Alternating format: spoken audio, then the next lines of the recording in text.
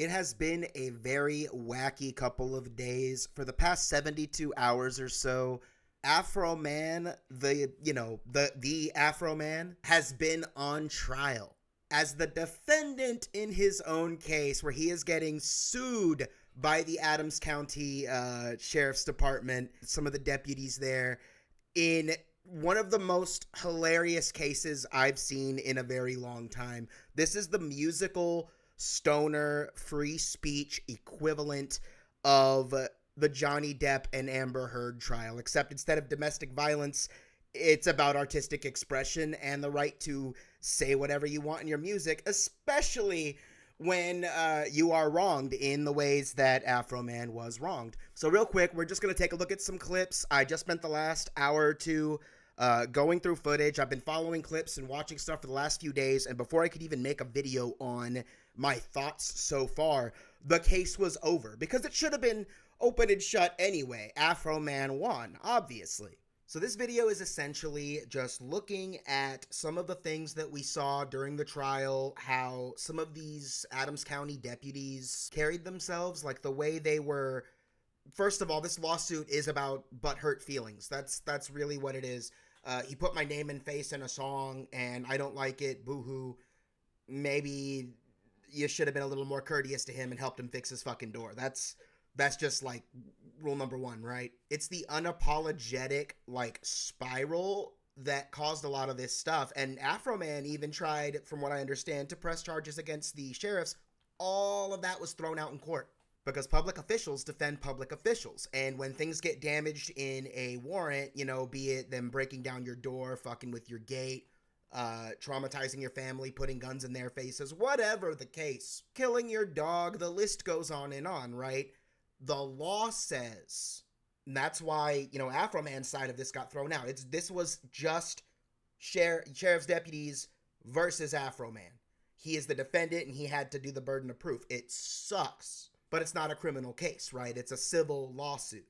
Well, we're going to look at the absolutely humiliating, like these sheriff's deputies are never going to live this down. The crocodile tears on the bench, we're going to sue you for millions. 7 figures was what they said. They never went any higher, but 7 million could be 1 million to 99,999,999 dollars. So think about that for a second. These officers wanted a quick payout because they were butthurt about diss tracks, and that is absolutely hilarious to me, because it's evident that this lawyer, who nobody should ever hire to sue anyone because of his slapdash fuck you, fuck America. The stuff he said was against, he basically said the American Constitution doesn't exist in court. The fuck? It's so funny, to see it all. The judge, maybe disbarred is a little rough, but let's be real. Old Smokey is getting up there. He is getting to that level where he should be moving on in his career or retiring. You know what I'm saying? This judge is treating the people, we're going to show you some clips. He's treating these jurors like kindergartners and basically trying to sway, from what I've seen in multiple things, and you can formulate your own opinion on what happened. But from what I've seen, he's basically trying to sway the jury to side with the sheriff's department or not the department. It's not the department. It's the deputies of the department. I don't think a police, full-on police force would try to do something this stupid as far as a lawsuit goes. These are the individual deputies. But what I see is he's trying to sway, it appears, the opinions of these jurors and trying to keep them on track, as he says, but basically, these injustices, don't look at those. Don't look at all the bad that happened. None of that is relevant to the case. We have to talk about the feelings being hurt. That is the number one, right? It is absolute kangaroo court in this entire situation, and shame on this judge. Shame on the lawyer who took this case knowing full well that it is against the Constitution.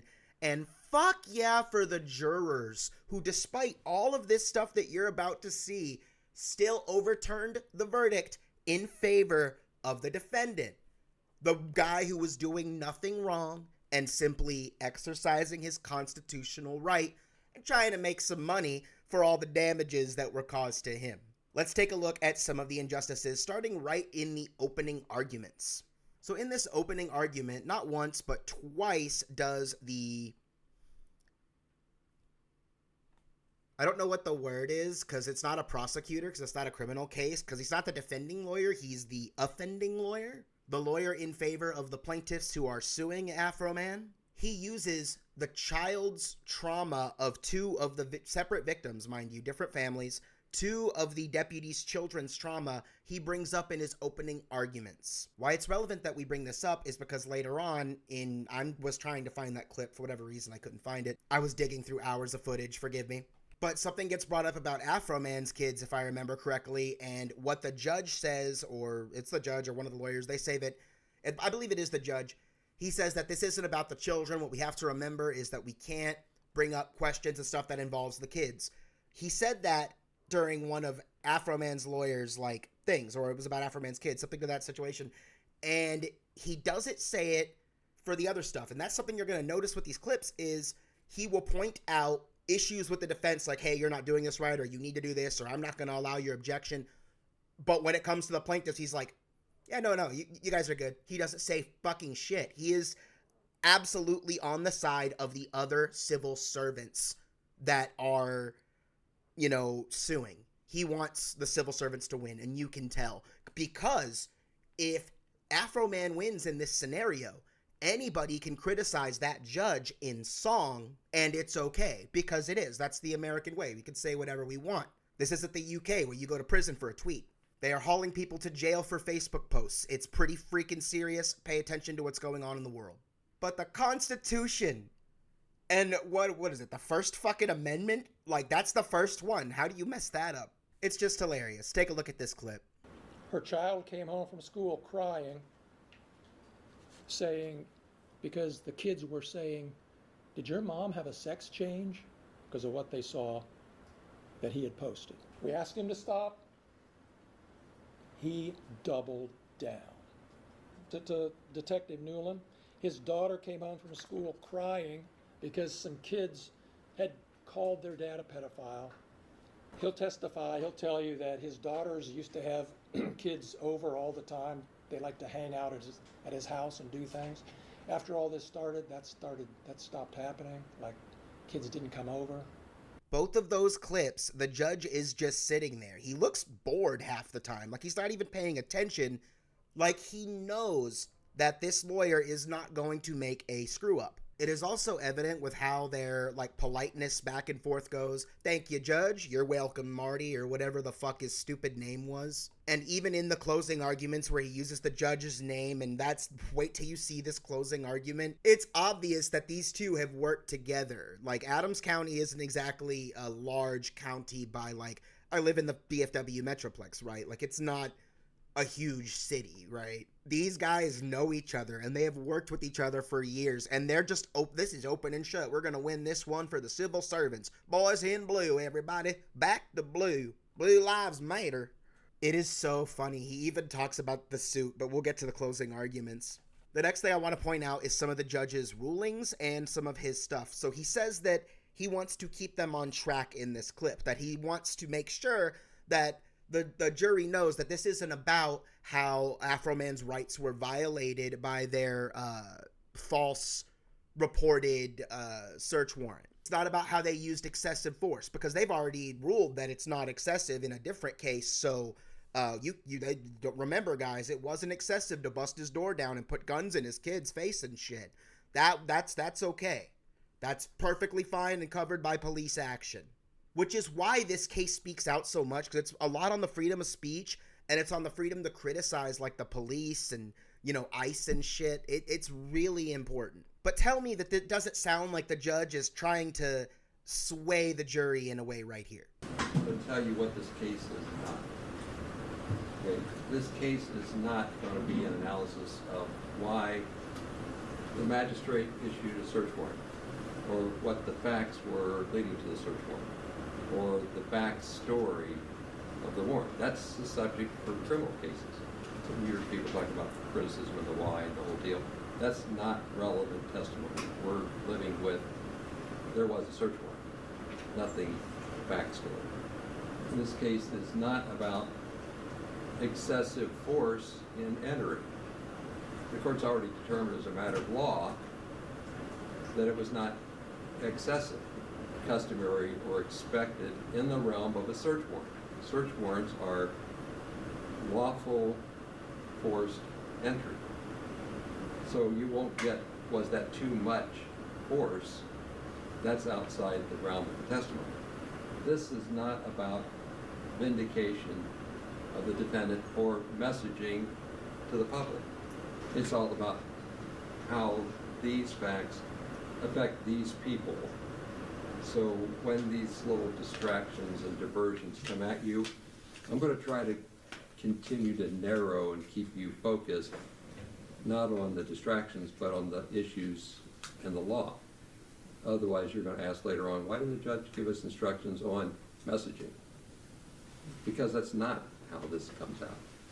So I'll do this periodically along the way when things start going astray.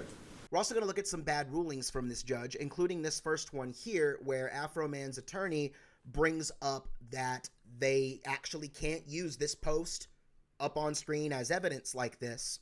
And the judge allows it and basically tells him, like, that the two lawyers go, just take a look at the clip and tell me that this isn't really messed up. Okay. Sorry. Objection. Yes, Your Honor, I would have an objection to this video. Tell me what it is. Your Honor, this objection to this video because this video, if I'm not mistaken, was published within the last 2 weeks. The law on this has changed. Ohio has actually passed what's called an anti-SLAPP law, which therefore extends immunity to things, actually, in a way, increasing a person's freedom of speech rights in Ohio. Thus, this evidence to be tried here would be tried under a completely different standard than when this case was started. Comments, Mr. Clayton? That law doesn't apply to this case, Judge, or this evidence. Your Honor, it would apply clearly. He has no analysis other than say that I submitted a written brief to the court on this matter. I think that was submitted Sunday. So, like, I'll note the objection, overrule it, and allow it to be played. Got your objection down. Thank you. Thank you, Judge. The judge points out at the end of that Afroman's attorney has a chance to cross-examine or whatever Afroman himself. But he's actually waiting, the defense attorney, part of his strategy, which he is allowed to do, he is waiting for that until other witnesses are pulled. There's a whole thing here. Our legal system is just as fucked up as it is complicated. Do you want to continue the direct examination of your client now?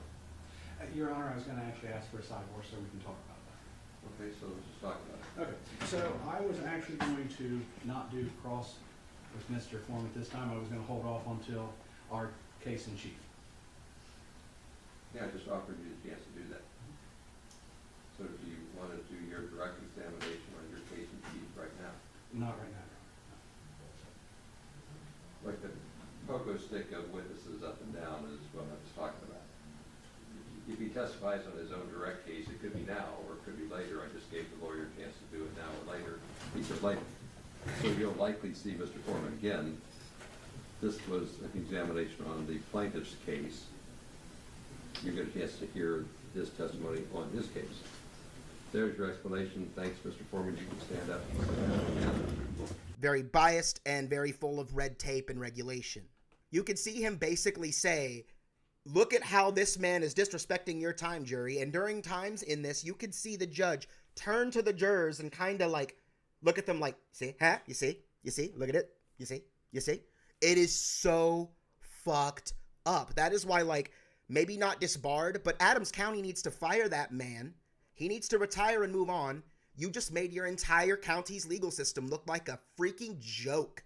And I hope Afroman writes a song about you, because I can't wait to hear it. Dirty judge, shitty attorneys, get them all, bro. Get them all. Check out this part right here where I think that Afroman's attorney is making a perfectly valid argument here, saying that there's attorney-client privilege here that you're fucking with, and he actually says we are going to do this. This is what he wants to do as the defense attorney. And the judge just says, well, you said it, not him. He didn't say it, so that's overruled. Continue. Keep questioning him. Keep using just like that Instagram post, keep using evidence that you should not be allowed to use. This judge is a moron. We realized money was missing. Well, did you contact your attorney and say, hey, get me a copy of that report? Your Honor, I'm going to object. Well, Mr. Klingler wants to talk about his client's attorney-client privilege and maybe waive it. Mr. Foreman does have attorney-client privilege with his attorney at that time. And we are going to assert that privilege because it's a privilege he has of right. And so far, he hasn't asked anything privileged. So I appreciate the sensitivity, overrule the objection, and we'll pay attention. Thank you. Go ahead. You even see Afroman, you know, putting out jabs, kind of pointing out like, so these guys are, you know, you're going to treat the police officers as human beings with feelings, but I'm not a human being with feelings. And it really does seem that way in this case. Just look at these clips. Thank you, Judge. Your testimony is you never saw a copy of Detective Robinson's report until today. Yes, sir. And that's because you didn't want to see a copy of the I investigation. did want to see it. You don't know what I want. I did want to see it. You knew she was upset. Just like she knew I was upset when she was standing in front of my kids with an AR-15 with her hand around the trigger ready to shoot me. Just like she knew I was upset when she cut my cameras. But I'm not a person. She is. So I'm sorry for being a victim. Let's talk about the predators. Okay. And a lot of this comes down to, you know, this is what I thought about the song. I didn't like the song. It's nasty. I didn't like things about it. If stuff was about me or stuff was about a person I like, you know, any diss track, people don't like that this rapper throws shade at this rapper. And like, while there's nothing proven about these types of allegations and stuff, it's like there's underground shit, you know. Diddy just recently came out, and how long were people talking about him for? Like what, 20 fucking years? So you got to understand, like, there's truth to everything, be it a stereotype, a rumor. There's something somewhere that sparked that, and it may not be 100% real. Maybe 1% of it, just a shred of it is true. But with songs and stories and movies and stuff, you embellish because that's how you produce that art. It's not literal. It doesn't have to be literal. And in these closing arguments, you could see them basically say that, you know, he's not saying that, in my opinion, this. Imagine if the song was, in my opinion, the Adams County sheriff stole from me. In my opinion, that officer's looking at my pound cake like he wants to fuck it. In my opinion, I fucked his wife. Are you serious? Look at this, guys. The case isn't about lemon pound cake. It's about intentional lies designed to hurt people, and they hurt people. Mr. Foreman didn't say, in my opinion, Brian Newland is a pedophile. In my opinion, they're all thieves. In my opinion, I fucked his wife doggy style. He said it like they were facts. And I think Judge Hine is going to instruct you, based on everything that's happened so far, that these were not opinions, they were stated as fact.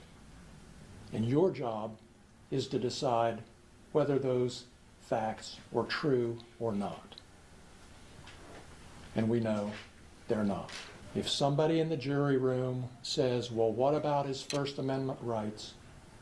You know, and the law tells you, that doesn't allow lies that hurt people. If someone tells you it's just artistic expression, he ought to be free to say what he wants, the answer is he's not allowed to wrap up harmful lies into songs, so-called art, put them out there and get away with it. And Mr. Foreman doesn't get to wrap himself in the American flag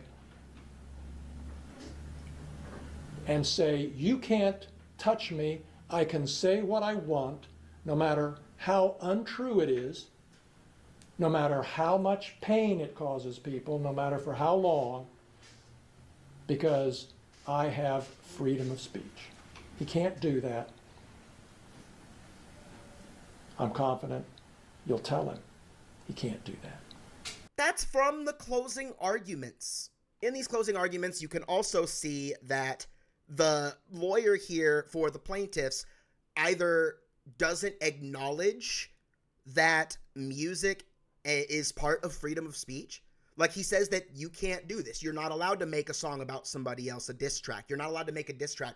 Dude, go tell that to every rapper ever. There are rock artists that throw shade at each other. Bands have been doing it forever. because in music, it's not real. And as you can see here, even children know that it's not real. One of the cop's wives who actually worked at a school, ex-wife, I should say, the cop said that, the one that's suing Afroman, said that his relationship was fucked up. His marriage ended because of Afroman's music, and he should get millions for it. That's pretty much what it sums up to. Look at this. Even children know that songs are not based in reality. When they would play Mr. Foreman's song Lemon Pound Cake, did they take that as a literal fact from your observations? No. Were they laughing and joking about it? Oh, yeah. Absolutely. Are you familiar with the song WAP? I think I've heard Sorry, it. no, strike that. I'm going to give you the complete song and then summarize it because I only want to say it once. Are you familiar with the song Wet Ass Pussy? Yes, Is that a rap song? it is. Has your students played it in class? Once, and I asked them to please turn it off. When they were listening to it, did they think that was fact? No, So they didn't think that that was depicting anything in real life? no. So you didn't have to teach them that wasn't real? Right. No, I did not. You've heard the song, correct? Mm-hmm. Yes. Do you believe it's a literal interpretation? No. Would you agree it's derogatory towards women? No. Even though it says nasty things about them? Yeah. No. I mean, it's the artist's opinion, I guess. That's the way I feel. Maybe not an opinion you like, but Yeah. It's art. It's what one person created and put out there. And it's hilarious that this teacher confirms that. So much so that even the judge goes back. Look at what the judge says here about her when she said that the clip you just saw. Mr. Osborne, am I right to understand this witness was a lay witness? Pardon me? This was a lay witness, not an expert, right? She's a lay witness to testify to what she would have experienced in this. Right. And the only reason I did that is to explain to the jury that people sometimes have training experience and can make opinions as experts. If a doctor comes in a medical malpractice case, they're an expert. This is a lay person, the same as any other. Some of the questions spoke generally about society and public perceptions, which would seem like more of an expert opinion, when in fact, as a lay witness, she can only testify about what she experienced herself. So you have to understand the scope. She's just what happened to her, lay, average person, not educated expert. Thanks for being here. You can go ahead and be excused. She also said and confirmed for the jury, which needed to be said. She confirms for the jury that her husband did say the marriage being destroyed was a part of the music. It is sad that a cop said, some guy wrote a diss track, a nasty song about me, and that's why I divorced my wife. Money, please. The fuck? We're getting to the end, I promise, but if you've stuck with me this long, like, so far with this video, thank you. Like and subscribe. It really helps this video get seen. I put this way towards the later end so that hopefully nobody just clicks off, but you have to say that shit. It really sucks, but you have to do it. You also need to not curse so much, but I don't care. This is my fucking channel. But lastly, guys, the judge just basically saying that she's not an expert witness. He says that he's clarifying it for the jury. I think the jury can tell that she's not an expert on, social things and music stuff. But she does work in a school, and everything she said was true. So help you God, on the Bible, whatever our stupid court system still uses. But there's a section here where even the judge says that there's no standard to tell what's, excessive and how police raids should be carried out. There's no standard about how that warrant should be done. As you've said that people can comment on your execution of your duties as a police officer, did you follow the procedure correctly in execution of the search warrant? In the execution of the search warrant itself, yes. Okay. So you knocked on the door as required by law? Correct. Okay. And then you decided to kick it in? Correct. And then when you couldn't kick it in, you went to the side door with a battering ram? Correct. Why did you try to kick the door in with your foot? Is this what we're not trying? Your Honor, he has opened the door and saying that his... No, I closed the door. So I don't think we're trying the search warrant case. Your Honor, he is claiming that his reputation is linked to how he performs his official duties.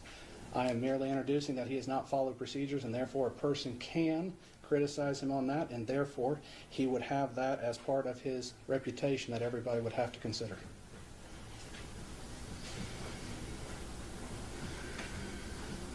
We don't have any standard against which to measure that, which is the whole point. Mm-hmm. So how are we going to get a standard against which to measure that? Otherwise, you get a dance in the tea patch. I said we're not dancing it. If we can't present that he hasn't done his job correctly and that that would reflect negative on his reputation, then I don't understand what we would be presenting that, because his reputation is exactly what he is claiming is damaged. It is the very issue that they're going to ask for money damages about. Do you have an expert that's going to say there was a violation of a search warrant process? No, we're just going to introduce the policies and procedures in place at that time. There are some? There are, yes. Well, then put the foundation out there first. Like my prior decision, made that clear. I'm trying to work with you, don't get me wrong. I'm pretty good about staying laser focused. And the look on the judge's face is the funniest, because he's just like, oh shit, I just said something retarded in front of this whole courtroom, in front of these news cameras, in front of these independent YouTube journalists, in front of the world that is seeing this important free speech trial.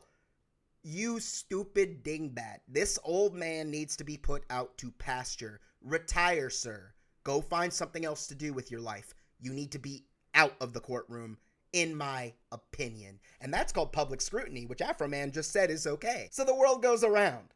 In the end, we get our verdict, and it's just as hilarious because the judge checks these papers to make sure that the jury filled everything out right. He's begging for a mistrial when he sees the verdict. You see the smile on his face when a verdict is reached. And you see him looking over these papers once, twice, thrice. And even saying, okay, now nobody get upset. Nobody freak out. But the verdict is in. Take a look at the clip. Okay, go ahead and have a seat. So the court was informed the jury reached a verdict, is that correct? Yes. Okay, thank you. So if you'll hand the verdict forms to the bailiff, he'll hand them to me so I can take a look at them. I looked at the form of the papers, essentially to see if they're properly signed. So that's the next thing that happens. Thank you.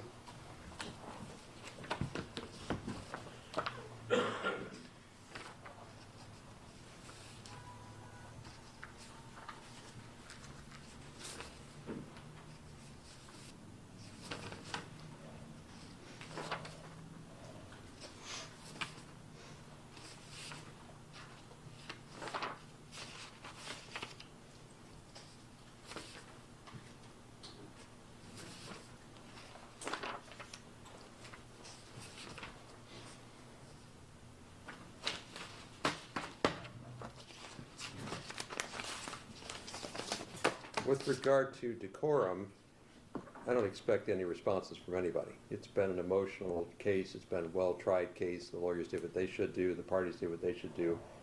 I just want to remind everybody that how the verdict comes out isn't something of public comment. So if you have an emotional attachment to the verdict, don't express it. Wait till you get out of the building before you let your emotions out.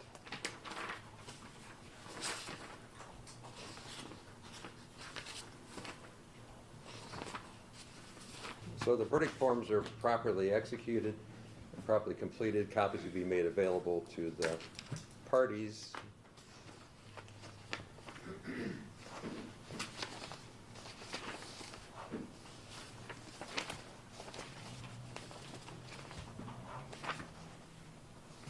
In all circumstances, the jury finds in favor of the defendant. No plaintiff verdict prevailed. So the matter will be concluded with defense verdicts. Thank you, Mr. Klingler. Thank you, Mr. Osborne. Thank you to the court staff and the Sheriff's Department for security in the building, and we'll go ahead and stand in adjournment. Thank you. You're welcome.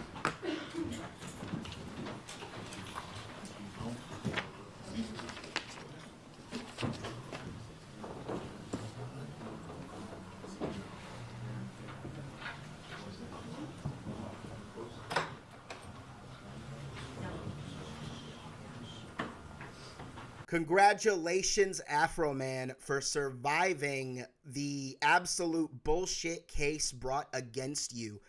He said it himself. This is a win for America. It's a win for constitutional rights for citizens across this nation.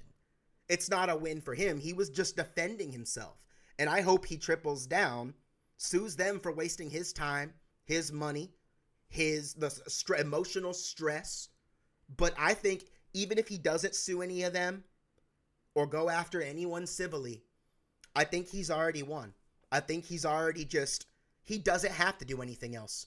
But now he could actually make an album about the fucking trial. He could make songs if he wanted to about this bogus fucking defense. Oh my God. This bogus fucking attorney on the plaintiff's end who was representing these douchebag deputies. And he can write a song about this judge who just needs to be put out to pasture already. That's it for the video, guys. I have a few more pretty much ready. I know I've been away for a bit, and I'm still kind of away. I'm on a bit of an on-again, off-again hiatus with streams. It's just been a very busy time for me, and we're going to come back really hard really soon. So appreciate you hanging around. Like and subscribe. See you next time.